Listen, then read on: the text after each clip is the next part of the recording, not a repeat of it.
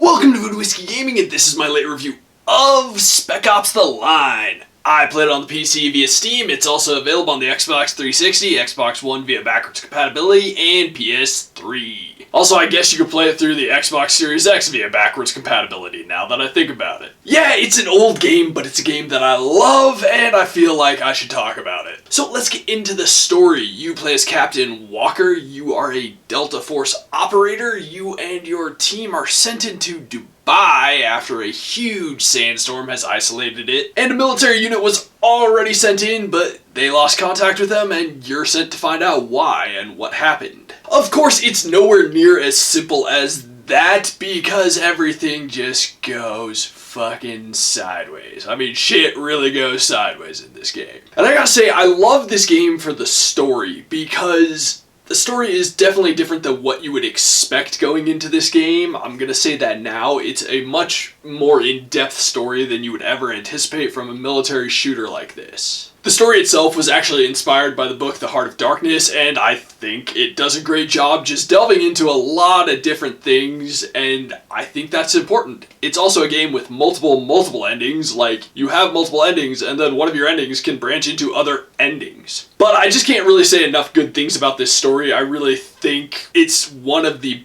best stories out there, especially in a military shooter. So let's get into the audio, and to say that the voiceover work is top-notch doesn't even begin to do it justice. The voiceover work is amazing in this game, and it has to be to tell the story that they're trying to tell. But going beyond that, you've got music that I'm not necessarily going to say is memorable, but it is very well done. It's music that fits every moment of the game, and it just works so well. And then as for the sound effects, I think the sound effects are very well done in this game. It's a lot of different guns with a lot of different sound effects. It's a lot of different things going on, like the sandstorm, vehicles, all of that. And it just fits very well. The effort was put in. Okay, so let's get into the gameplay mechanics and whatnot, and it is a third-person cover-based military shooter. And that kind of does a disservice to this game because it came out around the same time as everybody was making a third-person cover-based shooter. And unfortunately, Spec Ops The Line doesn't do anything particularly unique to break away from that or do anything to truly revolutionize that genre from a gameplay standpoint. It does have a couple of unique elements, like you can command your squad to do certain things, but it's very limited, the commands you can give. But it can be very beneficial at times. I wouldn't say it's necessarily a necessity to the game. And then there is the unique glass and sand elements. There are times where you can shoot glass to cause enemies to fall, or you can shoot glass to cause sand to come pouring in and crush enemies. And I would say that is the most unique gameplay element, but it's really not heavily present in the game.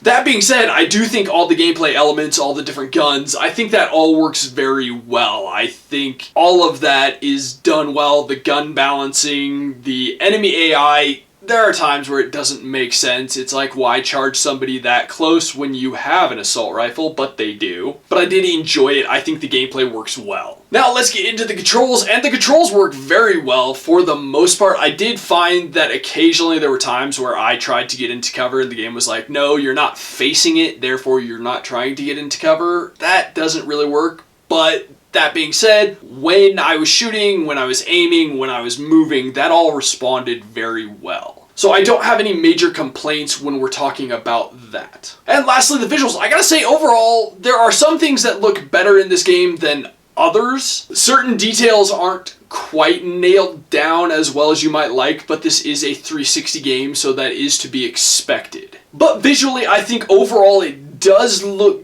good. It does unfortunately suffer from the same problem as the gameplay element in that it came out in the time when everything was either brown or gray, and they went very much with brown. But I do think it is really cool that you see kind of the degradation, like physically, of your character as the battles drag on, as the story drags on. I think that was a really cool detail that they added. I also think the way the sand would move in waves and whatnot was really well done. And overall, just character design was very good. I think visually it's good. There are a few places though that lack details. The one thing that did really stand out to me as a detail though also was the facial expressions. While the beards and like hair don't look good at all, the facial expressions look amazing and they go really well and they're very needed to help tell the story. The facial expressions on the characters in the cutscenes when things are going on, it's very important to the game and it does very much help tell the story. So to wrap this up,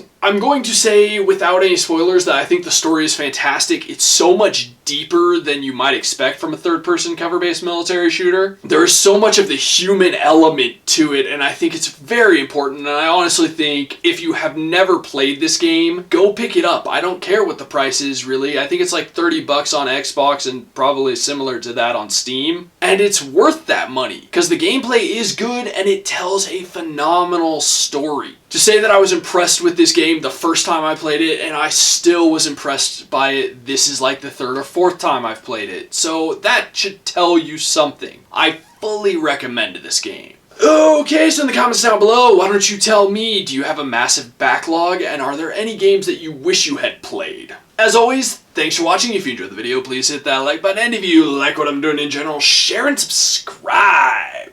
Have a good one.